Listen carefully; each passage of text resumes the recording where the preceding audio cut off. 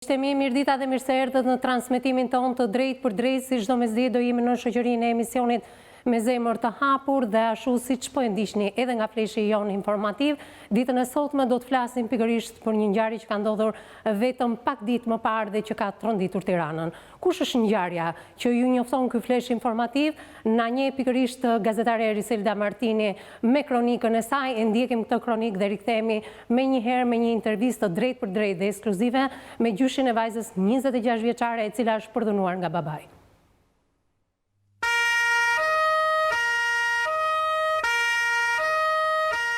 Shtatori hyri me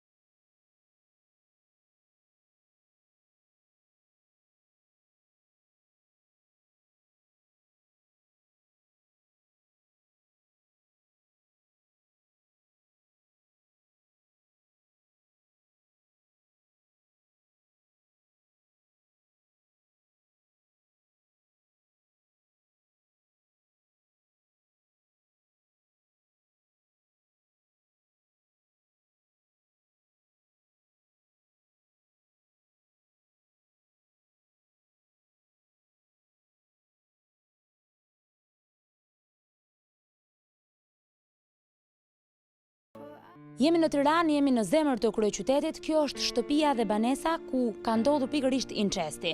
U cilësua si babai monster pasi prej 16 vitesh përdhunonte vajzën. Më në fund vajza gjeti kurajon dhe e denoncoi këtë në polici. Kemi ardhur në komunitet për të pyetur si njihej ky njeri dhe a ka qenë ky njeri problematik.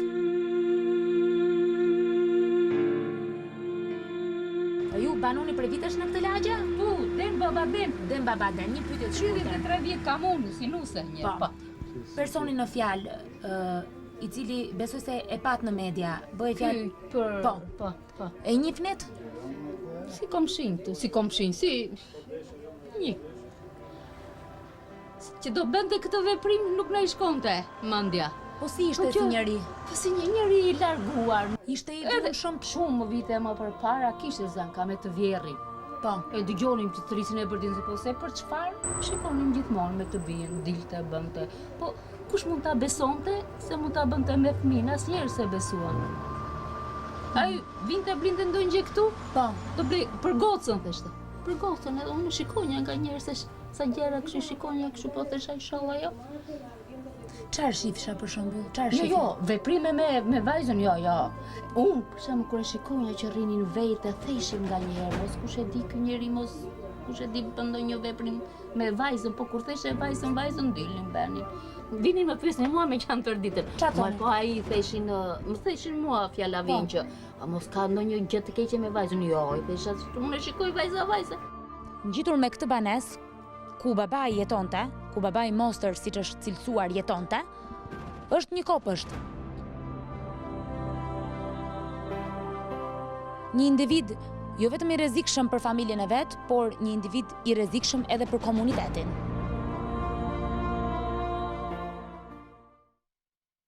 Miqtë mi, jemi rikthyer në transmetim të drejt për drejt. Falenderoj gazetaren Eriselda Martini dhe i uroj mirëseardhjen, sepse së fundi është bashkuar stafit të emisionit Me Zemër të Hapur për kronikën që ju sapo pat. Ajo ka vajtur në komunitetin e zonës ku ka jetuar vajza së bashku me babain dhe më pasi ka mësuar ngjarjen se si kjo familje është e shpërbër, pra babai është divorcuar nga nëna e vajzës që në vitin 2002 dhe pse ka pasur një vendim gjykate që nëna t'i marrë në kujdestari 3 fëmijët, nuk e dim arsyen përse vajza ka qëndruar me babain. Megjithatë, thash edhe një herë, ka qenë një histori që në mes dhe në zemër të Tiranës ka tronditur opinionin publik. Ajo që në bëri më tepër përshtypje nga vajtja në komuniteti e gazetares Eriselda Martini ishte pikërisht që shtëpia e këtij babai Mostër, siç është cilësuar, ishte ngjitur me një kopësht fëmijësh.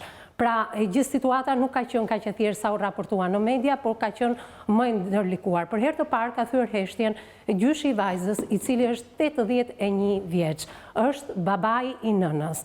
Pra, me gjyshin 81 vjeçar do të diskutojmë se si e ka njohur ai ish-dhëndrin, pse mbesa e tij ka jetuar me babain dhe sa e ka tronditur fakti që vajza ka denoncuar shumë vite më pas, ajo ka gjetur rehatin e saj për të shprehur dhe për të hapur me murgeshat dhe shumë mirë ka bërë, dhe pse jo kjo vajzë nuk e ka denoncuar babain më parë në polici, por ka gjetur atë qetësinë shpirtërore tek murgeshat dhe aty më pas murgeshat kanë marrë fatin e kësaj vajzë, mund të themi, në dorë dhe kanë denoncuar në polici. Ka qenë kjo e fundit pastaj që ka shpërndar lajmin tek të gjitha redaksit dhe të gjitha televizionet. Me mua në studio gjyshi 81 vjeçar, përshëndetje, mirë se erdha. Përsi u gjeta, ju falenderoj. Atëherë, rehatohu gjyshi, unë e di që nuk mund të gjëndesh rehat në atë karrike që je ulur, mbasi je shumë i tronditur për atë që ka ndodhur. Unë të falenderoj sepse ka qenë një punë e jashtëzakonshme që ju të thyeni të gjitha tabut për të ardhur sot, e gjithë familja, fëmijët tuaj, nuk janë pro daljes tënde në këtë emision të drejt për drejt, por ti ke vendosur të ndihmosh të gjithë të rinj që po na ndjekin në transmetim të drejt për drejt, që të paktën të kenë guxim të denoncojnë në momentin e parë, jo vetëm të abuzimit, por edhe të ngacmimit nga kushdo qoftë, dhe aq më tepër nga familjarët. Do flasim pas pak se si mund ta xhbëjmë këtë situatë, si mund ta japim apelin e drejt për gjithë ata që na ndjekin, por do të na vinë në ndihmë avokati dhe psikologja që asnjëherë nuk mungojnë në këtë studio. Dhe ditën e sotme është zoti Ndue Pjetra, avokat. Përshëndetje avokat, mirë se erdhët. Përballë jush Aurela Agalliu, psikologe, përshëndetje, mirë se erdhët në këtë sezon të 2 të ri televiziv, sepse sapo kemi startuar dhe jemi në ditët e para. Edhe pse ditën e sotme kishim vendosur të ishim në pjesën e dytë të emisionit që ne kemi startuar këtë sezon të ri televiziv përballjen Vjernuse, dhe do t'i kemi padyshim në ditët në vazhdim dhe do mësojmë detajet të tjera të asaj historie. Avokat, është një ngjarje që besoj të ka tronditur ashtu si e gjithë ne në zemër të Tiranës, në qendër të saj ndodh një ngjarje e tillë, por prej shumë vitesh. Ajo që më shqetëson mua është prej shumë vitesh dhe vajza nuk ka pasur kur mundësi të denoncojë babain. Tani nga gjitha të dhënat që rezultojnë, pra vinë gjithmonë tek moszbatimi i vendimeve gjyqësore. Pra, siç e thatë edhe në fillim që vajza pra e ishte nën kujdestarinë e Sams dhe rrinte me tjatin. Pra, kjo është një pikpyetje që nëna nuk përjashtohet nga përgjegjësia e kësaj çështje. Por unë jam gjithmonë skeptik në vetvete, qoftë me fe, qoftë me ligj, qoftë me çdo lloj arsye që mund të jemi para një fëmije, bab e vajzë. Më duket nonsens që mund të realizohet një veprim i tillë, pra edhe shkencërisht, edhe nga feja, edhe nga çdo gjë. Dhe do ishte shumë e mira, pra, jo vetëm për ne, për opinionin dhe për gjithë, që të bëhej ADN-ja e cila do të rezultonte, pra, do rezultonte të vërtetën e kësaj, ose çdo pikpyetje që njerëzit mund të kenë, se po të bisedosh me njerëzit sot në rrugë, thonë, është e pamundur që babai të shkojnë me vajzën e vet. Pra, edhe aq më tepër që pretendohet që pasa ngel shtatzan. Pra janë disa veprime që nuk të çojnë në një originalitet. Mirë, do flasim pas pak avokat, sepse sapo ke hedhur hipotezën që thoni ju edhe nga ana fetare, por edhe nga ana shkencore, nuk mundet kurse si që babai të kryejë marrëdhënie seksuale me fëmijët e tij. Megjithatë, ju jeni në bazë të ligjit për kryerjen e një analize ADN-i, apo jo? Ajo do ishte gjëja më kryesore që do zbarte dhe do krijonte një frym në opinionin shqiptar, ose në opinionin marrë kombëtar, që nuk, për mendimin tim, nuk mund të jetë. Mirë, përballë jush është psikologja jonë, nuk e di ku do fokusohet Aurela. por më erdhi mirë ai detaji që ishte kapur nga gazetarja Eriselda Martini, pikërisht vajtja në komunitet dhe shtëpia shumë pranë një kopshti fëmijësh. Sa të shqetësoi ty ky fakt? Në faktivisht, kjo është një ngjarje tronditse, jo vetëm për mua, por për mbar opinionin shqiptar. Raste të tilla ne nuk i gjejmë vetëm në kontekstin shqiptar, i gjejmë edhe në botë, por ajo çfarë e trondit Shqipërinë sot, mendoj që është sigurisht rëndësia që ne i japim familjes, kultura që kemi për të respektuar familjen, por edhe rregullat dhe normat të cilat zbatohen në kulturën shqiptare. Sigurisht është ndër rastet e rralla ku kemi të bëjmë me një baba biologjik i cili ka kryer incest me vajzën e vet. Është një ngjarje që nga ana psikologjike mbart jo vetëm një ngarkesë të madhe emocionale për ata që e dëgjojnë, por mendoj që shoku dhe trauma që vajza ka kaluar dhe është duke kaluar duhet të jetë e madhe. Ajo çfarë mua më shqetëson është mënyra se si familja shqiptare po tjetërsohet dita ditës dhe po shpërbëhet kjo bërtham kaq e rëndësishme. Ju e nisët me rastin e Eglës dhe po e pasojmë, po njësojmë me një rast tejet të rënd, i cili po na kthen në duke që familja shqiptare nuk është më ajo çfarë ne kemi dashur, ndëruar dhe punuar gjithë këtë kohë. Kështu që është për t'i dhënë rëndësi, është për t'u hetuar dhe sigurisht që duhen marrë masat e duhura për dënimin e këtij babai që unë do të më pëlqente ta quaja monster sepse nuk mund të jetë baba, por natyrisht të gjendesh 16 vjet në presion, në trysni dhe sigurisht e abuzuar seksualisht nga babai është sigurisht tejet e rëndë. Çka dua të sjell dhe në duke e vist është një fazë shumë e rëndësishme që fëmijët e kalojnë, që është faza e dipit dhe elektrës, por në këtë rast mua më duket sikur kjo është përmbysur nga ana tjetër, domethënë është kthyer e zbatueshme nga babai dhe jo nga fëmia.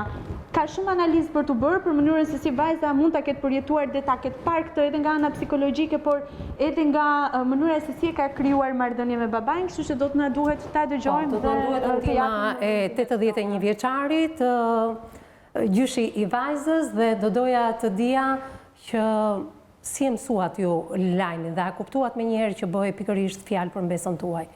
Lajmin e mëgjova edhe përmes televizorit edhe të rëdita dhe akoma nuk e kom marrë vete. Akoma jemi shqetësuar. Dhe është e kuptueshme gjyshi që akoma jeni shqetësuar. E mësuat lajmin sigurisht nëpërmjet televizionit. Nëpërmes televizorit. Po, do doja të dija, e kuptuat menjëherë që bëhej fjalë për mbesën tuaj? Po. E kuptuat menjëherë që bëhej fjalë për mbesën tuaj. Nga momenti që mësuat lajmin dhe deri në këtë çast që ne flasim, ke komunikuar me mbesën tënde? Gjellë se di se mu është, se ku ndodhet. Nuk e komunikuar. Veç se di që e morri në mbrojtje policia. Pse jetonte mbesa juaj me ish-dhëndrin? Sepse vajza juaj, nëna e vajzës, është divorcuar që në vitin 2002. Pse vajza e madhe jetonte me babai? Ke ndodhi kështu. Të 3 fëmijët gjyqja e vajzës. Po. Ky qëllimisht i doli për të përfituar shtëpinë, i doli rrafi vajzën ke stadium Dinamo. Vajzën e rrafi edhe i mori të 3 fëmijët. Po. Ke mori qëllimisht për të përzotuar shtëpinë. Po. Ku shtëpia ka qenë një zyrë fronti aty, bile policia e shtetit, që ka përndajsi kur e përben, e besoj, me qenë se këta nuk ishin shtëpi, edhe hapëm zyrën e frontit, edhe u futën në shtëpi. Kjo e bani qëllimisht këtë punë, për të përvejsuar shtëpi, e sa arriti këtij qëllimit, të 2 fëmijë tjerë për zonë, e në majtë vajzë madhe, a i që i interesojt i të. Pra, edhe njerë gjyshi, ju thoni që në vitin 2002 është rraur nëna, vajza juaj, pra nëna e 3 fëmijëve, thjesht për të përfituar banesën ku jetonin. Ja mori të 3 fëmijët. Ja mori të 3 fëmijët, më pas dorëzoi vetëm 2 më të vegjël dhe vajzën më të madhe i interesonte. Pse i interesonte, thoni ju, ish-dhëndrit, vajza e madhe? Pse interesonte, për jakë se interesi është shqyqare. Në atë kohë, ju e dinit shqetësimin pse mund t'i interesonte vajza më e madhe? Pse nuk e morët? U kthyen 2 fëmijët, por tentuat ju për të marrë vajzën e madhe se është një vendim gjykate, që vajza duhet jetonte me nënën. Po, si e dhaj. Vajza nuk e dha. Si e dha. Po ju keni një vendim gjykate të cilën mund ta ekzekutoj zyra e përmbarimit në mendimin e policisë së shtetit mund të shkojë dhe mund të marrë vajzën. Sa vjeç ishte vajza në atë kohë? Nuk më kujtohet. Po Nuk të kujtohet. Nuk ke qenë një 2-13 vjeça. 2-13 vjeça. Gjatë kësaj kohe që vajza 2-13 vjeça jetonte me babain, vinte, vizitonte nënën vajzën tuaj? Se lindaj. Nuk e linte. Ja. As fëmijët e tjerë? Po fëmijët tjeri mërzoj nga shpia. Po pra, po, Ato dy motra tjerë. mund ta kërkoj dhe motrën dhe vllajin. Motra dhe vllajin, po. Nuk i takonte motrën dhe vllajin? Kush? Vajza e madhe. Po, pa tjetër. I takonte. Aji më bëndë, ajo i të rritonte. Po, ajo u shërbente. Si i përzun nga shpjej. Dhe ne bile, sa i spëndonte, ne bile, familje ime, gruja ime, edhe mjesin edhe drekën edhe darkën, jo qonte ushimin atje. 2 fëmijët më të vogël gjyshi, jetonin me vajzën tënde, apo jo? Po, Vajza e madhe, vajzë madhe, që jetonte me babain, i takonte motrën dhe vllajin? I takonte gjatë këtyre viteve? po, i takosh, nuk i lente i tindës. I takonte fshehurazi? Po, shërës. Sepse babai nuk e lejonte një gjë të tillë. Babai jo vetëm që nuk kujdese për 2 fëmijët e tjerë, por nuk lejonte as vajzën e madhe takonte motrën dhe vllajin, apo nuk është kështu? Po, ashtu është. Kështu është. Po mirë, kur motra më e madhe, vajza, për cilën ne jemi sot në këtë studi dhe është abuzuar nga babai, siç shprehen deri tani të gjitha hetimet, do doja të dija, kur i takonte fshehurazi motrën vllajin, nënën e saj e takonte? Vajzën tënde takonte nënën e vet? Vajzë madhe? Po. Këtë e di që jo, E dini që jo. se sa lendaj. Nuk e linte. Jo. As fshehurazi nuk mund takonte? Shërazi unë se ditë është.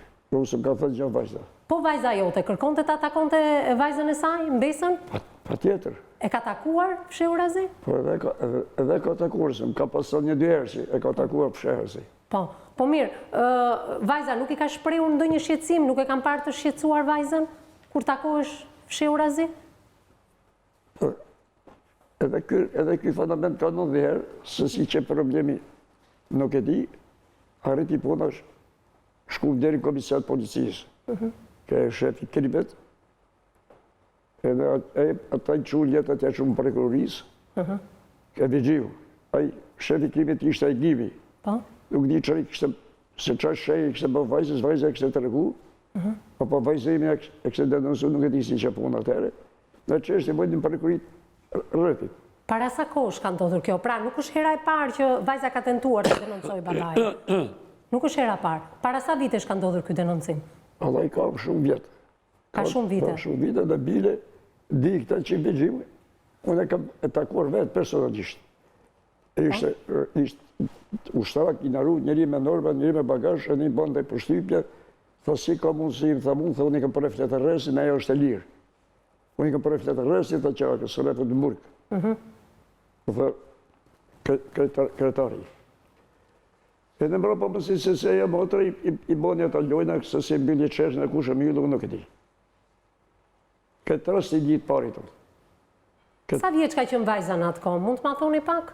Dhe laj, nuk e di, 13 vjeqa, e më vogë dhe më e më në bëjnë, ndështë. 9 vjetë që ka kënë kur a ba ndarja. Në vitin 2012 rezultat 9 vjetë. Mirë, ne duam rrëfimin në fakt të gjyshit avokat për të kuptuar, ndoshta ai mund të mos, edhe mosha, 81 vjeç, mund të mos i di shumë mirë gjërat, megjithatë vajza ka qenë 9 vjeç, e thoni ju, kur në 2002, kur është ndarë nëna nga babai. Dhe në moshën 13 vjeçare, ndoshta mund të jetë bërë ky denoncim i parë, dhe është prerë fletë arresti, thot gjyshi, por ndërkohë nuk e di pse personi u la i lirë. E marrë nga indicia se përmend emrin e prokurorit Tiranës, i cili pastaj mas 2005 ka qenë, pra është larguar nga prokuroria.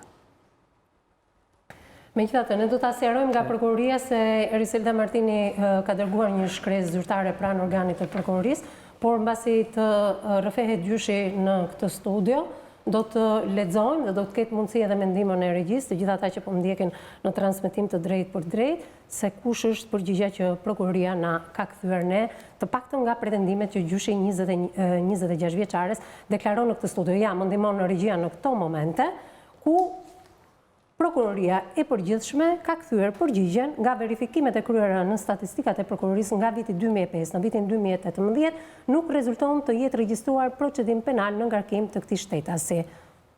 Nëse dispononi të dhëna të tjera, të cilat mund të vinë në ndihmë për kthim të një përgjigje më të plotë nga ana jon, ju lutemi të na i dërgoni. Kjo është përgjigja që prokuroria ka bashkëpunuar me stafin e emisionit Me Zemër të Hapur. Pra, gjyshi 26 vjeçares pretendon se ka pasur një udhër arresti vite më parë. Po, kjo është shumë e vërtet, përgjigje penalisht për këtë punë. Edhe është...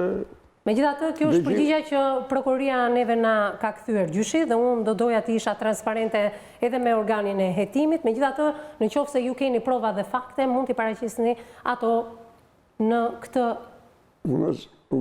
institucion. Unë këtë gjeri asë se mërë vesh me herë me ta, e në të ashti që je përmen, bile vje shumë keq, e kam si ofendim të zë me gojët njëri. Mirë, mund të ndalojmë gjyshin në një bashkëbisedim të dy, se si e ke njohur ti ish dhëndrin tënd? Pse u divorcuaj nga vajza jote? Po, unë se kam njoftur hiq ata, vajzën e pëndon të në qerdit, ke uzinë në verë, e në më të retite kishe shpinë atë ke opër qerdis, e na je mori prezentimet hati se të pimi kafe shpinë e që e mjë dhe ke vaj. Pra në një farë mënyre e ka rëmbyer? Shu është realiteti. Ne nga Turpja, e majtë i notë atje, kërkumë vajzën, majtë e notë nuk e lënë vajzën më mekë. Ne të mëse herë i vajzën duke qafë, kështu shumë thë më mamë. E në ullin pëse ne dhe martesë, kërë viti puna që unë bëndën e 3 fëmijë. Po mirë, gjatë kohës që vajza juaj ka qenë e martuar, për sa vitesh ka qenë e martuar vajza juaj me personin në fjalë? Sa vitesh, bajme dhe zhe vjetë, po gjumë. Nja 10 vite? Po, dhe vjetë po. Në këto 10 vite, ju hyni, dilnit, shikonit situatën në familjen e vajzës? Ishte pas jetë që nuk u mërë shëvesh më ata. Nuk u mërë shëvesh. Vajzën, nuk u mërë shëvesh, sa i në gjokë të ajtë nuk punonte. Ai beri me të hajdu të liqe, me të përësësira, muni kam shëve të atërë, në tha që i dhënë rjotë. Thamë ka marrë keqa pare, thëmë gjepë për të sistem, ma i me në këtë ras. Sa të ka marrë nuk e ti sa ishin 18.000 lekë, ta shumë, ashtu këtë një së rrëta pare, kam dhanu lekët. Asaj kam shëje zvetë aty. Edhe nuk ishte një për të marrë veshtë. Ishte i të bednën. Nuk ishte një lojë logjike njerëzore, një moral. I po moral shumë si që është. Kështu që nuk u mërë që veshtë me dhe. Bërë ne nuk kemi marrë veshtë të serë. Për letë e fitë pa bukë, gruja kemi shkote qote ushimin, shkojshim të dy bashkë, qëshim ushimin njësë, darë, e në ka që ka qenë për dhe.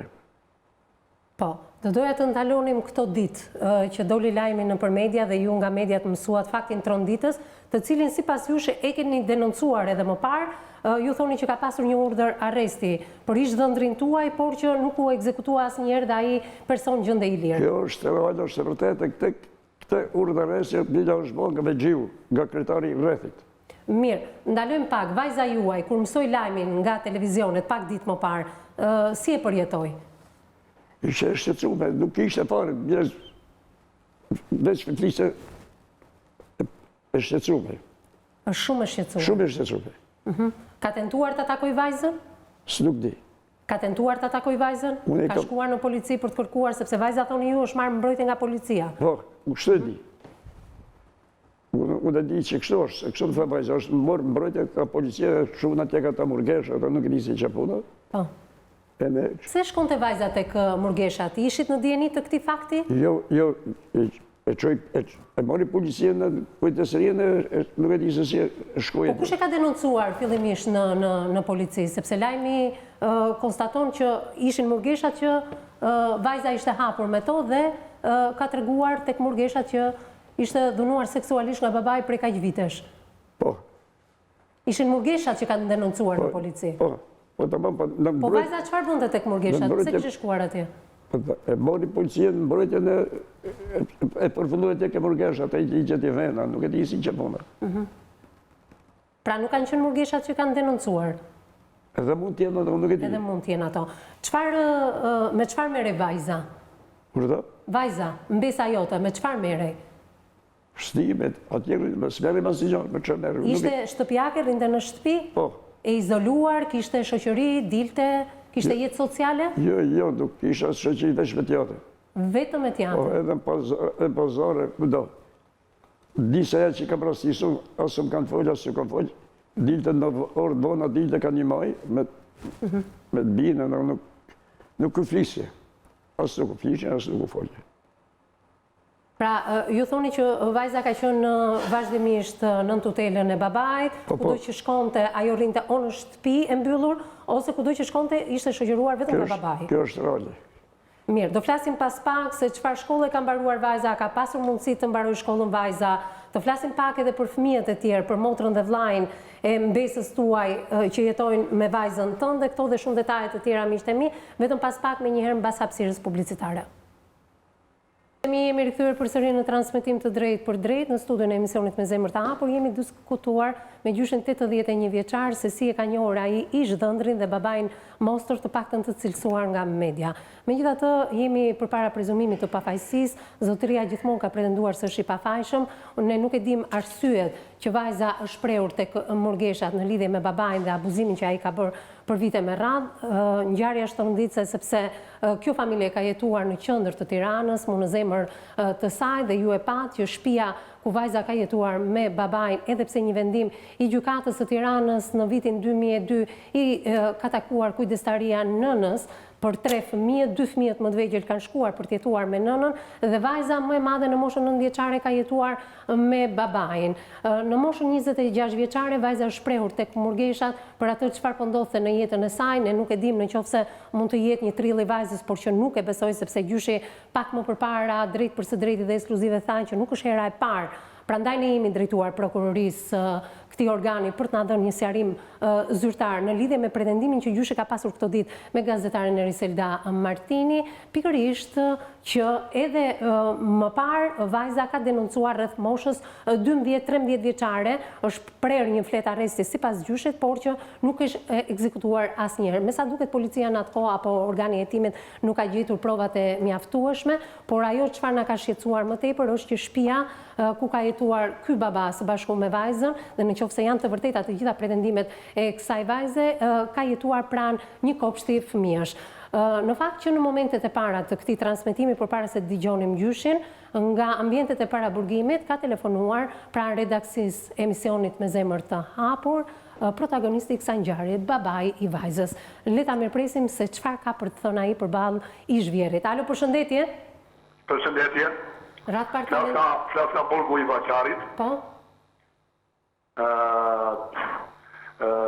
Dua të them që gjyshi i vajzës ish-vjerrin duhet ta përgënjeshtoj atë të folur që bën në mënyrë më të postër të tija që duhet të bëj një njeri me mend, si që ma vetëm, për arsye se unë ish dhëndër tia, gjatë gjithë viteve, i kam bajtur fëmijë të vetë, pas një lloj ndihme nga të tjerët, duke mbetur ekura dhe kanoqe, edhe pse vajza e tij i kishte me ligj për t'i mbajtur në shtëpinë e tij, që në 2002 edhe jenë ndarë në gjykat në vjetër. Osi që është dhe nga nga juaj që unë ka përdhënuar vajzën në moshë 9 vjeçe, ku 9 vjeçe vajza ka mbusur në mars të 2002. Në marsin në 2002 deri në dhjetor të 2002 që unë jam ndarë me gruan, si ka mundësi që s'ja pas ka thënë vajza ma masë, që të bëj denoncimi më përpara me që unë e kam përdhunuar. Vazhdojmë më tutje. Unë dava me gruan. Gjykata ja ka dhenë në moshën në dhjetor i bje që vajza të mbushi moshën 10 vjeçe pa 3 muj. Se në mars mush 10 vjeçe. Tani në këtë kohë vazhdojmë që kur nda vajza, kur nda me gruan vajza u la në shtëpitë e gjyshi për 2 muaj, janar dhe shkurt. Përse vajza nuk ja tha gjyshit edhe nënës, edhe tezeve, edhe policisë, që unë e kisha përdhunuar. Duke unë gjitu më lartë, se unë pas kam pasur marrëdhënie seksuale me vajzën që jetë turpshme, po me jetë, po e vazhdoj, deri në 2012 që ka ngjetur Shazem, si ka mundësi që nga ngellur sa zën kjo vajzë që unë kam kryer marrëdhënie seksuale me të, kur aty ka qenë edhe çuni, edhe vajza e vogël, kur në janar të 2012 ka ikur vajza e vogël më 1 janar, 31 ka bërë vitin e ri, më 1 janar ka ikur në shtëpi te mamaja, me dëshirën e saj. Në dhjetor të 2012 ka ikur çuni. Po, me dëshirën e tij, unë nuk jam një njeri agresiv dhe i dhunshëm, se po të isha sot i kisha lejuar këta fëmijë që të shkonin të jetonin pra namaz. Atëherë, zotri, duke qenë se nuk kërkojmë të bëjmë mediatika se emrin e vajzës tuaj as tuajën. E theksoj këtë, që me hishëruan jam da jetor në gjyq. Fëmija në 2003, vajza e madhe për cilën pretendon se kam bërë seks me mua, që kam ashtu, bëhet e mundur, nuk ka mundësi të bëhet e mundur, mbasi ajo ka kërkuar në mars këmbushi 10 vjet, kërkoj në gjykatën apelit që të jetonte me mua të ishte me liq. Dhe gjykata apelit ma ka pranuar mua. Si sa bërë vajza? Grua dhe vajza që bëjnë në këtë turp të madh, ta majnë për vetën e tyre, jo të ma edhin mua, mbasi unë në burg jam me gjithë gjyshin e tyre, për të më marrë atë copë shtëpi, që unë nuk e kam pranuar prej vite shtetara, se e kam ndërtuar vetë, e kam di gjithë lagja, e di gjithë shteti, i di policia, i di të tërë. Dhe në gjithë atë, do të zbarë, unë do kërkoj, po, prej jush falenderit, për çdo gjë që keni bërë, unë dhunët të tëra s'kam ushtruar dhe nuk mendoj të dhunoj familjen. Mirë, falemderit, ju kemi ndikur me vëmendje mos mu largoni nga linja telefonike sepse kërkojmë të bëjmë disa sqarime me ju.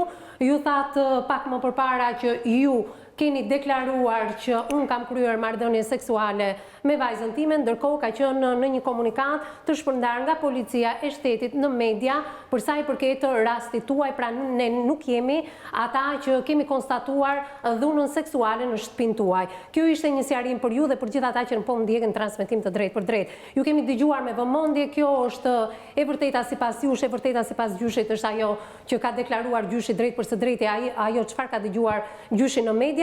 Do donim t'ju bënim disa pyetje në lidhje me për të hedhur dritë mbi këtë ngjarje, duke qenë se kam njërin prej protagonistëve, por edhe palën tjetër. Vajza, thoni ju, në moshën 12 vjeçare ka kërkuar të rri me ju dhe jo të shkojë me nënën, apo nuk është kështu? Atëherë, vajza në moshën 12 vjeçare ka kërkuar të qëndrojë me ju dhe jo të jetojë me nënën. Me sa duket do kemi. Vajza ka kërkuar vetë përballë gjykatës të qëndrojë me ju dhe jo me nënën. Po, fëmija ime është normale. Po, atëherë Fëmija ime është normale. Po. Kur kjo fëmijë ka kërkuar të jetojë me mua, pse nuk denoncoj që unë e përdunoja? A ka denoncuar edhe më parë, sepse ish vjerri juaj ka pretenduar në këtë studio që ka pasur një flet arresti për ju vite më parë. Jo, flet arresti për mua nuk ka pasur, as ka pasur. Nga ato janë mashtrimet e vjerit, vjeri ashtu do flasi. Mirë, pra vajza nuk ka denoncuar edhe më parë dhunën seksuale. Ju nuk keni thirrur asnjëherë nga policia e shtetit për sa i përket marrëdhënieve të ndërlikuara familjare, qoftë edhe abuzimin ndaj vajzës tuaj. Jo, asnjëherë, vetëm këtë radhë që unë jam rafur nga policia, më kam detyruar që të bëja firmën për të cilat kishin shkruar ata, unë nuk shikoj nga syt që të lexoj, ata i kanë shkruar që s'kan shkruar, unë më kam detyruar të firmos, edhe jam këtu brenda. Kush e bëri kësaj radhe denoncimin për ju? Kush e ka bërë kësaj radhe denoncimin për ju? Denoncimi për mua nuk e di, ata policisë më thonë që e ka bërë vajza të cilën unë e kam kërkuar në polici, pse iku nga shtëpia, kur unë vëkuk. Kam kërkuar unë vajzën, pse iku në ku iku në ku e. Prej sa kohësh ishte larguar nga shtëpia vajza, prej sa kohësh ishte larguar nga shtëpia dhe ku kishte vajtur? Një javë. Një javë, ku kishte vajtur? Një javë. Ju keni bërë denoncim në polici që vajza është larguar nga shtëpia, apo jo? Kemi probleme me sa duket me telefonatën me zotrin. Dijen janë në kushtet e paraburgimit, nuk e di jam dëgjon dhe a vazhdon të jetë në lidhje telefonike, zotria?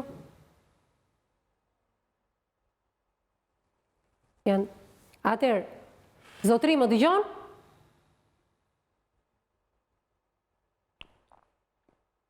Konfirmimi nga regjia më vjen që zotria është në lidhje telefonike. Atëherë, më dëgjon zotri? Pyete vetëm fund finalen, çfarë ka ndodhur në finale? Ka ndoshta ndonjë problem? Është në kushtet e paraburgimit? A është e vërtetë apo jo? Kjo, se këta thonë që... Atëherë, është larguar edhe një herë regjia? Është në linjë, njoftohem nga regjia, por për momentin nuk po na përgjigjet. Është shkëputur telefonata dhe kuptohet, sepse në kushtet e paraburgimit, ndoshta edhe ekrani televizionit Muzë 24 që ndiqet, po, mund t'jenë në me lënë pak metodat pyetje se mund t'kenë nërhy, sepse nuk e dha finalen, çfarë ka ndodhur. Megjithatë, ta pyesim pak gjyshin, gjyshi, ish-dhëndri juaj nga paraburgimi ka deklaruar që mbesa juaj prej një jave është larguar nga familja. Ai ka shkuar për të bërë denoncimin në polici dhe më pas vajza ka deklaruar që është larguar për shkak se dhunohej seksualisht nga babai. Dini gjë ju për këtë largimin nga shtëpia? Ose di fare. Zotria thotë që edhe djali, edhe vajza tjetër, 2 fëmijët më të vegjël të vajzës tuaj kanë jetuar me babain deri në vitin 2012. Një kohë jetoj, pa mëse i mrapa i bërzuaj. Një kohë jetoj, atë që ju thatë pak më përpara, i mori 3 fëmijët, jetuan ca kohë me babain dhe më pas 2 më të vegjëlit i largoj. Po, edhe rritje vetë me vajzëmon dhe këta di unë. Po. Dhe ata që i thotë, që i thotë se unë policinë e shtetit ka besu, e besoj dhe jetë im është policinë e shtetit. Po këtu është, kretarë Vigji është aty, nuk ka hikur. Ja dhe letë, a denencimi u bënë këti që pre fletë arresti. Ja të thotë mojnë që jam mërsu, se jam mërsu vetë. A i të ishte bëf mish, këte punë nuk e bësë skafsha jo. Edhe do t'i kërkëj policinë shtetit, juve, që a i të ketë bukë përjeshëm, a i poshtër. Qope jo, unë jam babaj vajzës, pa ata nuk e bëna skafsha jo. A i është preflet të rësë e jam bullu e motra. E motra vetë, se dhe motra që e është. Ska përse të shtirë dhe ta. Mirë, ish-dhëndri juaj kishte një shqetësim sepse mbesa juaj nuk është hapur më parë me tezën, me vajzën tuaj. E ka pasur frikë. Ka pasur frikë nga kush, nga babaj? Nga babaj, ka kush. Ajo është kafsh, ajo është i gërsirë. Është fare normale e visë, megjithatë kjo nuk është rasti i parë që ne dëgjojmë, kemi parë edhe rastet të tjera dhe sigurisht të jesh përballë një abuzimi seksual nga babai, një marrëdhënie të cilën ndoshta vajza e ka pranuar në heshtje ose mund ta ketë refuzuar në heshtje për arsye nga më të ndryshme, gjë për të cilën unë mendoj që duhet të hetohet. 16 vite është e vështirë. Është e vështirë, sigurisht. Këtu bie poshtë roli i nënës në komunikim me fëmijën. Nëna është ndjeni për gjithçka. Pikërisht, prandaj tash është e nevojshme të hetohet, por natyrisht, pavarësisht faktit nëse kemi të bëjmë jemi apo nuk jemi në djeni, ne patjetër duhet ta dënojmë si fenomen dhe nuk mund ta pranojmë që ky është një fenomen i pranueshëm shoqërisë shqiptare. Nëse kemi të bëjmë me një baba të ndërgjegjshëm dhe të përgjegjshëm, padyshim rolit që nëna e kryen apo jo, babai ka përgjegjësitë e veta në raport me fëmijën dhe me rritjen dhe edukimin. Nuk mund të pranohet kurrësi që një baba të bëhet abuzues me fëmijën. Unë nuk mund t'ja autorizoj pa tjetër problematikën nënës apo vajzës. Unë e nis problematikën tek babai. Kush është ky baba biologjik që arrin qoftë edhe një gacmim seksual apo edhe në finalizimin e këtij procesi që quhet incest në familje, që të ketë shpirtin e të qenit prind dhe të abuzoj me vajzën. Domethënë kjo është temase e vështirë për t'u pranuar dhe absurde dhe sigurisht që dënimi duhet jetë shumë i rëndë. Megjithatë, nga ajo çfarë unë mund të kuptoj në këtë ngjarje është shumë e vështirë rrëfimi i historie e vist në kulturën shqiptare. Pse e them këtë? Kemi të bëjmë me paragjykime pafund. Normalisht vajza ka jetuar me babain dhe ajo e njeh më nga afër karakterin, temperamentin dhe mënyrën e sjelljes së të atit. Ne deri në këtë moment jemi bërë me dije që kemi të bëjmë me një njerëz të dhunshëm. Ne gjithmonë e kemi në bazë të informacione. Me unë sa kuptoj me zërin e tij që ai po spjegonte, më lën shumë pikpyetje se ngjarja nuk është pikpyetje. Në qoftë se kjo ngjarje sepse ai me atë ton, me atë mënyrë komunikimit, nuk më çon as kërkun që ka kryer një vepër penale. Ndërsa unë mendova se zotria nga forma e komunikimit kamuflohej nëpërmjet qetësisë së zërit dhe formës së përcjelljes së informacionit. Jo, se dha fakte të reja që fëmini ka majt ai deri në 2012. Çka do thotë që nuk mund të asnjëherë të kryente një veprim deri në vitin 2012 me advice. Në shtëpi, kur janë motra dhe vllajtë. Sepse rasti i parë ka ndodhur avokat paktën në këtë studio nga përvoja ime pa nxjerrë emrat e personazheve. Është 10 vite. Është dhënuar seksualisht nga babai. Po do ta kuptonin. Gjatë kohës që ka qenë edhe nëna në shtëpi të pa divorcuar dhe fëmijët e tjerë. Jam shumë dakord, po jo në 16 vite. Kam një rast në Tiranë të ngjashëm, kam edhe një rast në Lezhë. 16 vite rresht ka jetuar për një kohë të konsideruar shumë në fakt.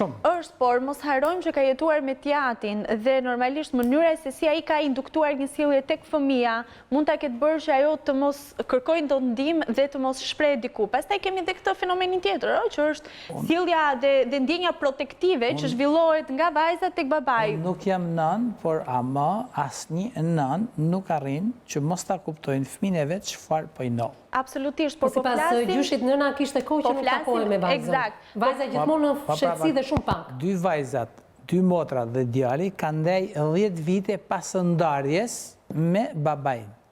Çka do thotë që nga viti 2002 deri në vitin 2012, nuk është argument ky. Avokat që mund të kenë jetuar fëmijë të tjerë, ne nuk e dim nëse janë prekur dhe fëmijët e tjerë. Avokat, po do të kishte dalë. Mos haro se po flasim për një situatë në të cilën prindrit janë të divorcuar, divorcet nuk janë kryer në kushte normale, mirë kuptimi, ka pasur dhunë nga i ati tek e ëma, ka hyrë në mes çështja e pronësisë për të cilën zotëria pretendon se gjithë kjo po bëhet për çështje pronësie, ndërkohë unë nuk mendoj se një nën do arrinte të bënte një rast të tillë publik ku të sillte një përfaqësues nga familja e saj dhe të denigronte figurën e vajzës së saj, sepse ky rast është bërë publik për përfitimin e një pronësie. Dhe absolutisht që nuk do të pranoja kursesi faktin që vajza qëndron në mbrojtje të murgeshave dhe në komunikim me to. Asun nuk e pranoj faktin që babai mund të shkojë me vajzën. Ju nuk e pranoni, por këto janë raste që kanë ndodhur. Në histori nuk ndodhni. Pa pas një pikë pyetje shumë të veçantë.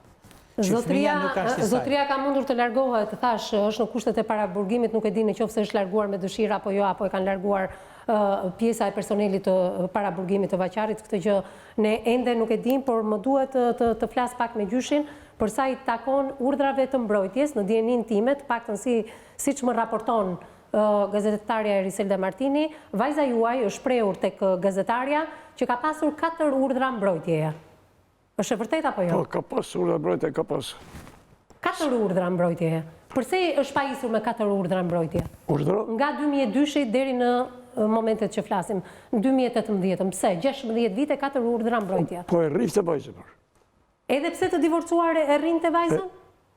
Po. E zënë të rrugë e rrifte gjatë rastit. Në çfarë distancë jetonte? Vajza juaj dhe ish dhëndri, jetonin afër njëri tjetrit?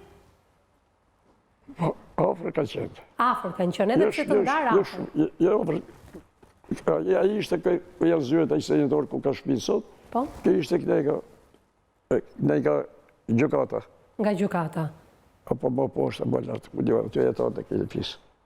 Të kuptoj, dhe ka pasur 4 urdhra mbrojtje. Zotria i ka respektuar urdhrat e mbrojtjes apo i ka thyer ato? Unë ato nuk e di, po di edhe këto se ka pasur 1-2 herë urdhër mbrojtja nga djali. Se shkot edhe ai frynte e mëson, nuk e di punë, e ka rraf 1-2 herë djali ka rraf nënën vet. Pra nipi juaj ka rrahur vajzën tuaj? Po, është e vërtetë kjo. Kjo nuk është mbrojtje, është gjykata. Mirë, megjithatë në transmetim të drejtë për drejtë ne po ndiqemi edhe nga komuniteti i zonës ku kanë jetuar familjet, me sa duket jetojnë ndoshta pranë njëra tjetrës dhe janë pikërisht fqinjet që kërkojnë të japin mendimin dhe opinionin e tyre të drejtë për drejtë në këtë studio. Alo, përshëndetje. Përshëndetje. Mirëdita dhe uroj një nisëm të mbar për këtë vit. Kam respekt për emisionin dhe për ju personalisht, gjithashtu dhe për avokatin dhe për panelin e ftuar në studio. Në rastin konkret jam me avokatin 99.9%, njëse nuk besoj zotrin sepse e njoh personalisht, sepse në moment që flasim kam 2 njerëz të familjes që ndodhen në burg për gjë që si kanë bërë. S'kan ekzistuar fare. S'kan qenë fare në ngjarje dhe i bëjmë burgun sot. Atëherë për të hedhë baltë mbi mua ose mbi këtë tjetër është shumë kollaj. Rastin e njohë kam ndjekur nga afër se jam komshim me zotërin. E njohë zotërin i cili ka bërë divorcë me fëmijët që i ka mbajtur për kaq kohë dhe për kaq vitesh, por në këtë moment ndodh jam me avokatin. Jo se më ndjek tek pjesëtarët e mi, jam me avokatin. Okej. Jam me avokatin. Megjithatë, do dëshironim se si e keni njohur ju babain e 26 vjeçares, do doja të dija në komunitet. Ajo që thuhet aty është vërtet, pak ja është për normal që një prind pa bashkëorte duke rritë fëmijë, më kjo është logjike sepse puna hallet problemet automatikisht të çojnë atë pikë. Nuk jap drejt zotërisë që ka vazhduar dorë teknikë që kemi parë dhe kemi dëgjuar këto ngjarje, por ai zotëri mund dënohet për atë mënyrë si është sjellë me fëmijët. Duhet ta kuptojmë, por nuk mund t'i vëmë mbi supë një barë cilën se ka bo, ndoshta, ha? Pra, kemi të bëjmë me një baba dhunues fizikisht ndaj fëmijëve dhe jo dhunues seksual ndaj vajzës. Unë jam prind vetë. Jam prind vetë, kam 2 vajza. Sa çfarë vu sot? Unë kam 2 vajza. Jam prind vetë. Jam dhe divorcum, po të them vetë, jam dhe divorcum. Ato fëmijët e mi janë drejta shtypet e mi, nuk ekziston në botë. Edhe jo më të mendoj gjëra të asaj natyre. Kjo jemi shqiptar, jemi me probleme, por nuk kemi rreth në thelbën e kapshës. Me probleme jemi boll, po dhe në antik nuk besoj. Nuk e pranoj dot tek vetja. Mirë, Aurela Galliu kërkon të bëjë një pyetje zotëri, po. Patjetër. Atëherë, duke u përshëndetur dhe falenderuar që u bët pjesë e emisionit, do doja vetëm t'ju bëja një pyetje. Çfarë marrëdhënie keni me personin që ne, domethënë, ne kemi të akuzuar në fjalë me zotrin? Absolutisht fare. Keshe sigurt për këtë. Jo, si e njihni ju, nga e njihni, cilat janë raportet tuaja, sepse nga komunikimi dhe informacioni... Asnjë një mbrëma, sepse personi në fjalë është person shumë i mbyllur në vetë dhe kam parë familjen jetën e vet me fëmijët, se normalisht aty pak a shumë ngjarje. Edhe asnjë mëngjes për asnjë mbrëma, e kemi njohur si person lagje dhe kaq deri në këtë pikë. Më tek kësaj, por tek kësaj nuk di asgjë. Mirë, falenderoj. Edhe mund të ndodh. Unë flas në sensin e prindit. Kam një del hallën në Burg sot, i cili ka qenë fare ngjarje. Edhe në Burg sot akoma. Pa bërë çfarë fare, jam i sigurt për këtë, se jam 52 vjeç. Megjithatë, akuzat janë rritur nga organi i hetimit nga prokuroria, më pas ka dhënë masën e sigurisë gjykata, nuk kemi ne askush që të gjykojmë, megjithatë duam të hedhim dritë mbi ngjarjen, është një ngjarje që ka ndodhur rishtazi. Ne sapo kemi startuar sezonin e ri televiziv, kemi njërën palë, por fale dhe zotërisë që po na ndiqën nga paraburgimi i Vajçarit, kemi pasur edhe protagonistin kryesor, do donim të kishim edhe vajzën, siç ka ndodhur herë të tjera në këtë studio. Falenderoj zotrin që ishte me ne në lidhje të drejt për drejt telefonike që e ka njohur zotrin si banor i zonës ku ka jetuar zotria, ku jeton zotria dhe ku ka jetuar dhe babai i vajzës. Megjithatë do të jetë hetimi që do vendosi tashmë se çfarë ka ndodhur, do marrin në pyetje vajzën dhe gjithë protagonistët e kësaj ngjarje, por të gjithë bëjnë një pyetje, që ku është nëna e vajzës në këto momente. Prandaj do doja nga regjia të më ndihmonte me telefonatën e cila i është kryer që në fillim nënës së vajzës, vajzës së zotërisë që kam të ftuar në këtë studio, numri del vazhdimisht i fikur, nga përpjekjet e saj në fakt gazetarja Eriselda Martini ka dashur që nëna e vajzës të jetë në këtë studio, megjithatë është gjyshi që ka këmbgulur përtej të gjithë atyre mundimeve që familjarët kanë bërë për mos qenë gjyshi në këtë studio. Atëherë, ta dëgjojmë të gjithë dhe të jemi transparent me çdo që na ndjek, dëgjojmë Zile në këto momente që telefoni i saj është i fikur. Presim pak çaste sapo telefonata të kryhet dhe të dëgjojmë të gjithë që numri del i fikur. Klienti që keni kërkuar është i padisponueshëm, por do të njoftohet për thirrjen tuaj. E kuptojmë. E kemi telefonuar që në minutën e parë, zonja nuk ka dashur të jetë pjesë e këtij emisioni, madje e gjithë familja ka ndikuar që edhe gjyshi 81 vjeçar mos jetë në këtë studio, megjithatë ai ka vendosur që t'i thotë stop këtyre abuzimeve, të ndihmojë edhe shumë vajza të tjera për t'u shprehur në të gjitha organet e duhura nëse fenomene të tilla ekzistojnë. Avokat, ke ndezur një polemikë, ke ndezur një debat, do doja të dëgjoja fillimisht ty dhe më pas psikologën. Unë doja fillimisht gjatë kësaj kohe t'i bëj një thirrje, qoftë drejtorisë përgjithshme të burgjeve, qoftë burgut të Vajçarit, që të bëjnë të mundur ta nxjerrin edhe një herë në telefon për të sqaruar një fakt që është shumë i rëndësishëm për marrë opinionin, sepse si pas medjave dhe gjitha informacioneve rezulton dhe thonë që baba e ka pranuar faji. Tani jemi në një pikë tjetër që ai deklaroi që unë nuk shoh, kam fjermos aty dhe nuk e lanë të flasin më gjatë.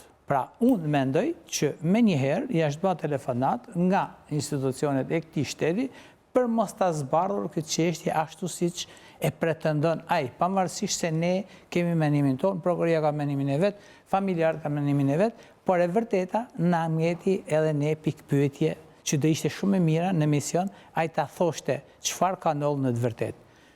Por ne na lën pikpyetje edhe në vetë në aspektin juridik, sepse të marrim anën tjetër që marrim një mundësi që mund ta bante. Marrim një që unë se besoj. Për shkak të pronës, sepse dëgjova dhe gjyshin, dëgjova dhe zotrin. Për shkak të pronës, mund të shkojë kaq larg një familje avokat me akuza të ndërtjellta? Shkon më parë për problemin e pronës se sa shkon për problemin e nerit. Sepse duhet sjell një shembull që gjithë shqiptarët këtu që të ekzistojnë, flasin për nerë, flasin për trimëri, flasin për gjëna dhe nuk rezultojnë asnjë. Në vitin 1990, shqiptarët u shku në vajzat, gratë, motrat dhe punon në semaforët e shteteve tjera. Dhe dërgojnë në Shqipëri 100 leva, 100 marka, 100.000 lireta. Dhe nuk u qua askush për të thënë një veprim të tillë. Në vitin 1997, kur u morën pronat, u qunë gjithë. Pra tregoka që ka ekonomia, ka leku dhe nuk ka neri dhe ajo, deri në këto momente. Në zyrën tuaj të antikorrupsionit edhe në zyrën tuaj të detektivëve privat, ka raste të tilla avokat? Sa dush ka raste. Ka drille apo ka ngjarje reale që me të vërtet babai mund të ketë abuzuar me fëmijën? Unë jam kategorikisht i përjashtoj çdo lloj mundësie në këtë fakt. Nuk mund të rezultojnë, nuk mund të arrijnë një rast i tillë, sado që ti jesh i marr, sado që ti jesh psikopat, sado që ti jesh çat dush të kalosh, nuk mund të bash një veprim të tillë. Fetare është me fe, me çdo njeri i beson në Zotin dhe nuk mund të arrijnë një veprim i tillë. Unë e përjashtoj kategorikisht. Megjithatë, unë do doja të fusja në bisedë edhe specialistën e kësaj fushë, Aurelën, psikologen, në qoftë se fenomene të tilla ekzistojnë në shoqërinë shqiptare, Aurela, në studion tënde, ku vinë persona të ndryshëm dhe pacient apo nuk e di klient si mund t'i quani ju. Ka raste të tilla që vajzat hapen dhe deklarojnë që janë të abuzuara seksualisht nga njerëz të afërm, të njëjtit gjak, qoftë babai, vllai apo dikush tjetër? Unë kam kuptuar diçka me zhvillimin e rolit të psikologut, me kalimin e kohës, ne sigurisht kemi kuptuar më shumë nga këto fenomene që kanë qenë ekzistente më përpara për hir të së vërtetës, por nuk janë bërë me dije, sepse normalisht ne kemi qenë një shoqëri e mbyllur, vazhdojmë të jemi dhe i tregojmë gjurmët e paragjykimit në komunitetet ku ne jetojmë dhe formën se si gjykojmë nga të tjerët nëse do të shprehemi.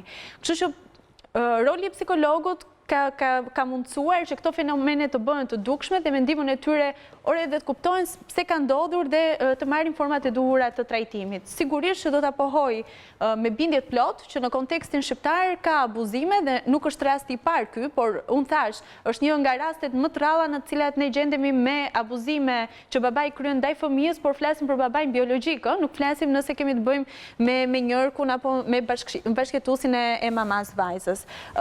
Para prakisht se ne të hynim në studio, kemi marrë disa referenca lidhur edhe nga njoftimet që janë bërë më parë në media për ngjarjen ku mediat thonë që është pranuar nga ana e tjatit që ka abuzuar seksualisht me vajzën, por jo kur ajo ka qenë e mitur dhe jo pa dëshirën e saj, kështu që mua kjo më ngre pikpyetje me dëshminë që zotëria realisht bëri ditën e sotme dhe mund ta kuptoj arsyen pse, domethënë na dha atë lloj dëshmie. Së dyti do doja të theksoja që rasti konkret, për mendimin tim, fakti që vajza gjendet në mbrojtjen dhe komunikimin me murgeshat dhe gazetarja na pohoi që e jema ishte në gjendje të shokuar dhe fakti pse nuk ishte pranuar që të bëhej publike kjo dhe të dilte një përfaqësues i familjes të fliste ishte vetëm çështja e opinionit. Dhe unë kurse si që do ta pranoj këtë gjë me bindje të plotë që në kontekstin shqiptar paragjykohesh nëse flet. Në kontekstin shqiptar duhet të jesh tipi mbyllur, të përjetosh gjitha problemet vetë në mënyrë që zëri mos shkojë te fshinja. Dua të korrigjoj pak Aurel për sa i përket detajeve që gazetarja, por edhe ne kemi mshuar gjatë gjithë transmetimit të drejt për drejt. Janë burime zyrtare nga policia dhe nga prokuroria, ku babai është marrë në pyetje dhe këto burime zyrtare na kanë dhënë këto të dhëna që ne kemi të deklaruar sot se çfarë ka pranuar apo nuk ka pranuar babai. Megjithatë ishte vetë zotria të cilin e falenderoj se na kanë ndjekur dhe në kohë reale nga paraburgimi i Vaqarit ka ndërhyrë ekskluzivisht drejt për së drejti në studion e emisionit Me zemër të hapur, nëse zotrisë i është mbyllur kjo telefonat dhe nuk e lejon rregulloria e paraburgimit, atëherë një familjar i zotrisë mund të kontaktojë stafin e emisionit Me zemër të hapur dhe patjetër dyert e këtij emisioni do t'i hapen edhe familjes së zotrisë që do ta përfaqësojë në këtë studio se çfarë ka ndodhur me vajzën e tij dhe çfarë nuk ka ndodhur me vajzën e tij, sepse kemi dëgjuar vetëm gjyshin 81 vjeçar çfarë di. Gjyshi, megjithatë ne do zbulojmë pas pak se çfarë diskutimi ka pasur gazetarja jonë Eriselda Martini me nënën e vajzës këto ditë teksa ne negocionim për të qenë të pranishëm në studion e emisionit tonë. Do ndjekim një hapësirë të shkurtër publicitare dhe do rikthehemi më njëherë në studio. Miqtë mi, jemi rikthyer në transmetim të drejt për drejt, siç po e ndiqni edhe nga plani i madh i regjisë, ka filluar një diskutim tek paneli profesionistëve tanë midis avokatit edhe psikologes, gjithmonë në shërbimin tuaj dhe të fenomenit që po ndodh tashmë me familjet shqiptare. Prej vitesh emisioni Me zemër të hapur ka qenë gjithmonë në fokusin e familjes shqiptare. Kemi dëgjuar histori nga më të çuditshme, edhe startimi i këtij sezoni të ri televiziv atë ka dëshmuar. E kemi nisur me përballjen e Eglës dhe Natashës, kemi dëgjuar një tjetër histori tronditse atë të ditës së dieshme, po vijojmë pikërisht me një lajm ekskluziv dhe të drejtë për drejtë që ka ndodhur vetëm pak ditë më parë në zemër të Tiranës, ku vetë protagonisti kryesor i ngjarjes, 61 vjeçari, nga paraburgimi i Vaqarit deklaroi se nuk ka abuzuar me vajzën e tij, ndërkohë patëm edhe telefonata të komunitetit ku deklarojnë që ka qenë i dhunshëm fizikisht me fëmijët dhe për këtë duhet dënuar, por nuk mund të pretendojmë që babai mund të ketë abuzuar seksualisht me vajzën. Çfarë ka ndodhur? Vetë zotria deklaroi që vajza ishte larguar prej një jave nga familja dhe është detyruar kur ky fundit babai i saj ka bërë denoncimin në polici, ndoshta të krijonte një skenar të tillë. Por ajo çfarë diskutohet në këtë studio tek paneli profesionistëve është dëshmia e gjyshit 81 vjeçar që edhe para disa vitesh vajza ka denoncuar, ka guxuar për denoncuar pikërisht babain, por çështja është mbyllur, çfarë u mohua nga ana e këtij të fundit drejt për së drejti në studion e emisionit tonë. Megjithatë unë i bëj thirrje zotrisë, nëse po më ndjek nga paraburgimi i Vaqarit, familjarët e tij mund të na kontaktojnë nëpërmjet numrave tanë, numrin ton fiks që ju e keni drejt për së drejti në ekranin tuaj. Kemi një numër në dispozicion vetëm për mesazhe 069 20 37 000 nëpërmjet Facebookut, Instagramit, pra i keni të gjitha mundësitë për të denoncuar pranë redaksisë së emisionit tonë. Aurel. Atëherë do ta vazhdoj aty ku e lash dhe sigurisht çfarë doja të thoja pas telefonatës së një qytetari i cili dëshiron të sensibilizohet me rastin, pasi ky mund të jetë një rast i ngjashëm me një prej familjarëve të vet. Kjo nuk na hedh asnjë dritë mbi këtë histori. Mua më vjen mirë që qytetarët duan të sensibilizohen, ama dua të theksoj që përgjatë komunikimit zotria na pohoi se nuk e njeh as pak personin të akuzuar në fjalë, as nuk e përshëndeste, por thekson që është një tip i mbyllur.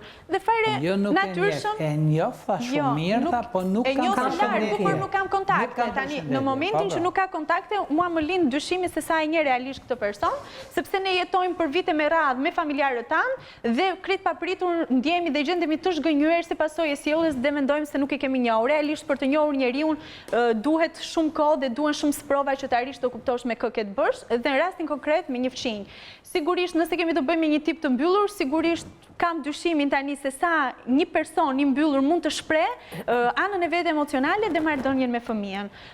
Njihej zotria në telefon tha që njihej si largu, por që nuk kam kontakt. Që përdorte dhunë fizike tek fëmia. Nuk e di ku është rolli i komunitetit. Dhe pikërisht këtë do doja të thoja. Në shumë studime që janë bërë avokatët e për sa i përket dhunës së ushtruar nga prindit e fëmija apo formave të ndryshme të abuzimit, studimet tregojnë se pikërisht profilet e baballarëve dëshiruarve janë të tillë, janë persona agresor në shoqëri dhe në familje dhe sigurisht të lindin në kontekste ku mund të kenë ndodhur divorci. Unë dua të kthej në vëmendjen tuaj time dhe gjithë audiencës formën dhe kushtet në të cilat divorci ndodh në shoqërinë shqiptare. Ne jemi në raste të tilla ku divorci ndodh në kushte paradoksale, ku nëpër gjykata ka manipulime dhe korrupsion, që në momentin ku bëhet ndarja e fëmijës me kë duhet shkoj me njërin prind apo me tjetrin. Ne flasim me gjuhën e mllefit për njërën palë. Kështu që kushtet në të cilat divorci ndodh në Shqipëri lën shumë për të dëshiruar. Femra nuk merr një suport nga shteti.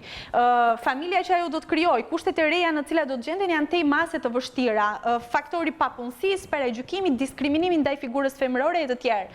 Dhe në rastin në të cilin e po flasim sot, i atribuohet pikërisht një divorci familjar të një babai të dhunshëm ndaj nënës dhe fëmijës, por sigurisht edhe në kushte fare optimale, mendoj unë, për të ndodhur edhe abuzimi, pasi babai përzgjedh të mbaj vajzën padrejtësisht, kur gjykata nuk ja jep të drejtën mbajtjen e këtij fëmije, ku gjithë fëmijët janë lënë nënës. Vajza disa vite më pas shpyetur në gjykatë, ajo ka pretenduar dhe ka kërkuar të qëndrojë ajo me babai, sipas zotërisë. Jo sipas zotërisë, por sipas fakteve dhe provave. Ata kanë nejë bashkë nga viti 2002 deri në vitin 2012. Po këtë e ka kërkuar vajza, thotë zotëria. Jo, në vitin 2012 vajza ka kërkuar që të rrinë me babajnë dhe ka dhënë një venim gjykata apelit që vajzat i rrinë babajt. Sepse normalisht ishte pafroj që mushte edhe moshe. Jo, po himet janë nga zotëria në fjalë, paraprakisht, para se të vinim këtu, por dhe zotëria nëse do të ishim të vëmendshëm ndaj rrëfimit të ngjarjes, vajza është marrë nga jati, ka jetuar ditë me të dhe më pas ka dhënë rrëfimin. Jo ditë, më 10 vite. Dhe në vitin 2012 kanë jetu bashkë. Prakisht para se të pranoj vajza të shkoj të jetoj me babajnë. Do me thënë, ka pas marrëdhënie dhe vajza ka shkuar, ka jetuar në shtëpinë e teatrit, pa u marrë vendimi i dytë që vajza kishte dëshirë të jetonte me babajnë. Po pikërisht pra, nga viti 2002 që është bandarja, deri në vitin 2012, të 3 fëmija bashkë me teatrin kanë nejë bashkë. Në vitin 2012, vajza ka kërkuar në gjykat, me iniciativën e vetë ose me interesin e teatrit, për të marrë kujdestarinë babaj dhe jo nana. Ja kamerave, për gazetaren, zonja në fjalë ka pohuar, që fëmijët kanë jetuar me nënën dhe zotria ka ushtruar dhunë dhe ja ka marrë me forcë. Eksakt, këtë po pohoj, sepse ka qenë një komunikim para. Ne nuk e dim kush janë të vërtetat e historisë. Prandaj më duhen protagonistët, telefonojmë në zonja ka të fikur dhe nuk kërkon dojtë mediatike. Unë du të përqendrohem thjesht tek veprimi, nëse ekziston apo jo. Po mirë, ja të pyes pak psikologin dhe do ta japim një fjalë. Mund të shkojë një 26 vjeçare deri në këtë pikë, sa mund të rrillojë histori të tillë? Absolutisht jo. Ka raste dhe janë të përjashtuara, janë shumë të vakta, do thoja unë, në shoqërinë shqiptare, që të pretendohet për një X faktor interesi, siç mund të jetë pronësia, të arrit të manipulohet një histori që është kaq tronditse dhe rrëfimet që na janë dhënë, sepse ne i bazojmë rrëfimeve që na janë dhënë në lidhje me ngjarjen, vajza gjendet në gjendje të shokuar në ndihmën e murgeshave. Ajo çfarë do doja sinqerisht të theksoja tjetër, vetëm këto. Pse duhet ishte në gjendje të shokuar sot derisa ka 16 vite që bën njëjtën punë? Jam dakord me ju. Pikërisht Se po ma jep këtë version se nuk mund të jetë. Okej, avokat, dua të theksoj diçka. Ju e dini fare mirë që konteksti në cilin ne jetojmë është patriarkal, ë? Është parashikuar në skandali avokat, atëherë nuk mund të jetë i tronditur viktima seksuale gjithë këtyre viteve? Nuk ka sipas mendimit tënd? Po 16 vite më. Po është marrë nga shtëpia, është marrë nga dhunuesi, tashmë çdo gjë është bërë mediatike dhe ajo ka frikrat e saj. Je në një ritëm 16 vite. Unë dua të theksoj vetëm diçka, avokat. Për një gjë që e ka bën vetë. Unë të siguroj vetëm për diçka. Është bën me vitet të tëra, nëse do të ekzistojë. Është bërë me vedashje, do të thoni ju.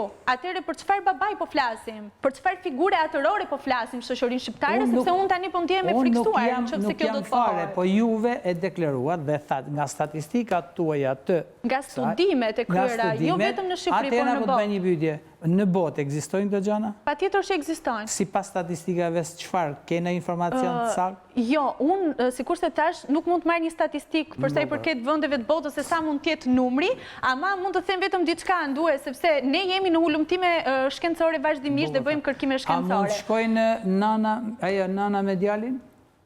Se nuk ka pas raste? Unë s'e di se mund të ketë raste. Po ka pas raste. Ka pas raste Mos i abuzimi. gabron linjën, thamë në jetë normale, mund të Jo, shkode? ne nuk mund të nisemi me këtë lloj mendimi, duke thënë që I të dy variante për mua, jo, dua të unë i theksoj vetëm përjashtoj diçka, jam shumë dakord me ty, unë s'do ta pranoja kurse që një baba të mund të shkonte me vajzën e vet dhe të kryente incest.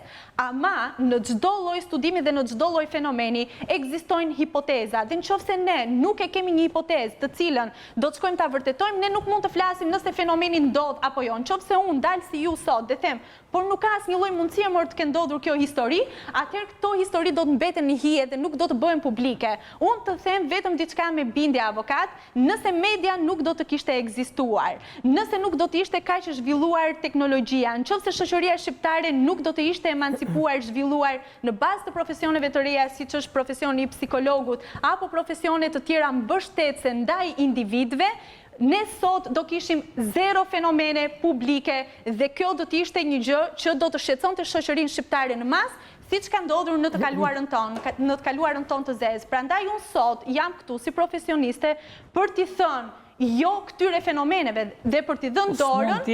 Më fal, unë dua t'i jap dorën. Tani si mashtëne duhet me pas frikë, me pa baba vajzën, vajza babën, në shtëpi, a kupton? Po patjetër duhet ta kesh frikë dhe kjo është frika më e madhe e imja dhe shoqërisë shqiptare. Kur ngrihet pyetja ku po shkon familja shqiptare, ne kemi parë raste të ndryshme në këtë studio në cilat jemi tronditur dhe ne vetë. Dhe pas emisionit kemi thënë si ka mundësi që ka ndodhur kjo. Sepse vetë lidhja si që ka qenë e kësaj familje, tregonte që ka ardhur një lidhje jo normale, jo në kushte normale. Pra vajzën e ka marrë, si që deklaroi gjyshi, e ka marrë pa pëlqimin e askujt, ka ndodhur të fenomene, kemi ardhur 16 vite duke duru si pas idejës dhe informacionit. Sot a i del me një version tjetër që unë kam firmos, po jo se as nuk i shkote menja që mund kishte arritur të kryente një veprim të tillë vetë personi. Okej, zotëria është në kushtet e paraburgimit. Unë jam pro qëndrimit në paraburgim për aq kohë sa të jetohet ngjarja, sepse ju e thatë dhe pak më parë, nuk është absolutisht e vështirë nëpërmjet analizave të specializuara të kuptohet nëse kemi bëjmë me një femër të abuzuar nga babaja apo jo. Pra, duhet vërtetoj që ka ju lutem se në kohë reale, por duhet ta dënojmë si fenomen. Në numrin e telefonit që unë lançova pak më përpara që është vetëm për SMS, sepse po shikoj që vazhdimisht teleshikuesit po telefonojnë në numrin që unë dhash pak më përpara 069 20 37 000, ky numër telefoni është vetëm për SMS. E theksoj ka reaguar halla e vajzës, nuk do ta bëj me dije emrin e vllajt të saj. Alo, përshëndetje zonjë. Alo, përshëndetje. Po, atëherë po ju dëgjojmë edhe versionin tuaj, po. Që dua të lidhem me ju dhe po më vonohet shumë lidhja. Si është e vërtetë? Ka fluks telefonatash zonjë nderuar për sa i përket rastit në fjalë. Atëherë, ju lutem të mos merrni parasysh vetëm dëshminë e atij zotërie që është aty. Përveç se është në moshë shumë madhore, ai po mashtron. Ka vite që ai vllajin tim e sulmon nëpër polici dhe gjithandej e gjitha kjo që bëhet vetëm për atë pronë. Nuk është pronë e vogël, janë mbi 100 sa metra që janë afër bllokut. Të kuptova. Atëherë, zonjë, më dëgjoj pak se jam në fund të emisionit. Të lutem, për të qenë edhe ju dhe për të pasur ju minutazhin, menjëherë mbas transmetimit të këtij emisioni do bisedojmë së bashku personalisht. Të lutem mos më shkoput. Të lutem zonjë, ka rregulla emisioni, më duhet ta mbyll sepse kalojmë menjëherë në edicionin ton informativ, e ke marrë në fund të këtij emisioni dhe ta bëm të mundur fjalën tënde. Bëhet fjalë për pronën, thoni ju. Pak më përpara ishte vllai juaj që deklaroi nga paraburgimi.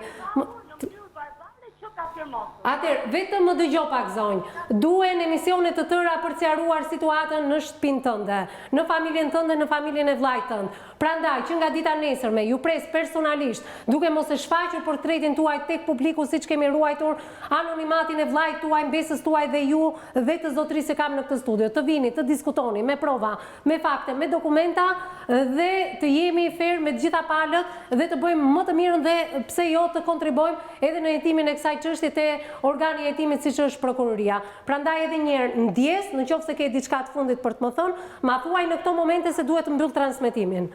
Ju lutem më pranoni në studio. Vllai ka pasur një gjyq.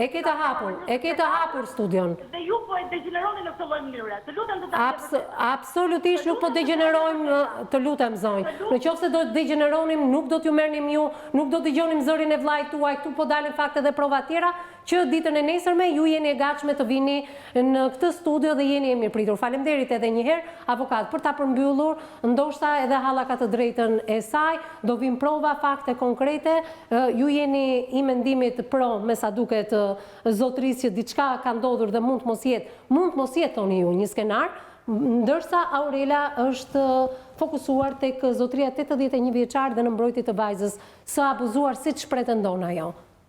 Pra, edhe ju si paneli më jeni ndarë në këto momente? Ne jemi ndarë jo për faktin se çfarë unë e përjashtoj kategorikisht veprimin ose mundësinë që mund të ketë ndodhur. E marr këtë rastin e pronës që mund të ketë interes ose diçka që të lënë pikë pyetje, por gjitha veprimet që tha në studio që kam shku në polici, rezultojnë të gjitha negative, pra që nuk rezulton diçka, atëherë na vjen që këtë punë e zbarë shumë mirë organi i akuzës dhe prokuroria, hetusia, ajo oficerët e policisë gjyqësore, të cilët do të arrijnë konkluzionin nëse vërtet ka ndodhur. Nuk ka shumë e vështirë sot të zbërthesh gjithë këtë situatë, sepse vetë oficerët e policisë gjyqësore do shohin telefonatat e vajzës me nanën, telefonatat me edhe kanë folë, tu deklaruar që s'ka komunikuar asnjëherë, 2-3 herë, 5 herë, 10 herë. Për 16 vjet nuk ka nanë në botë që nuk takohet me vajzën e vet. Është e pamundur. Jo, gjyshi deklaroi në këtë studio avokat që janë takuar fshehurazi her pas here. Jo, nuk e tha, këta 4-5 herë tha. Po pra, pak herë. 16 vjet, 4-5 herë, do të thotë që pak është e herë. pamundur. Unë them duhet takosh 2 herë në ditë mund të takoshin. Tani vim rasti, ata kanë për ta hetuar çdo mesazh të ardhur nga ana atyre, kanë për të hetuar edhe biseda telefonike me nanën, me vajzën, me hallën, me tezën, me dajën, gjitha këto veprime që po do në organi akuzë me zbarë vërtete, dhe s'kemi nevoj ne, por ama do dëshironin që pas zbardhjes saj vërtete, të ishim, të diskutonim dhe një herë këtë fakt. Po pa tjetër, sepse Halla e vajzës ka deklaruar që duhet jetë në këtë studio, bëhet fjalë për një pronë, nuk e di se si mund të shkohet në një pronë, edhe pse është 100 sa metra katror, më duket se tha, në zemër të Tiranës tek bloku, prap nuk e mendoj që të shkohet kaq larg. Po, për këtë po, unë e pranoj këtë. Sepse ngatrohet vllai me vllaj, ngatrohen gjitha gjërat, ngatrohen për pronën sot.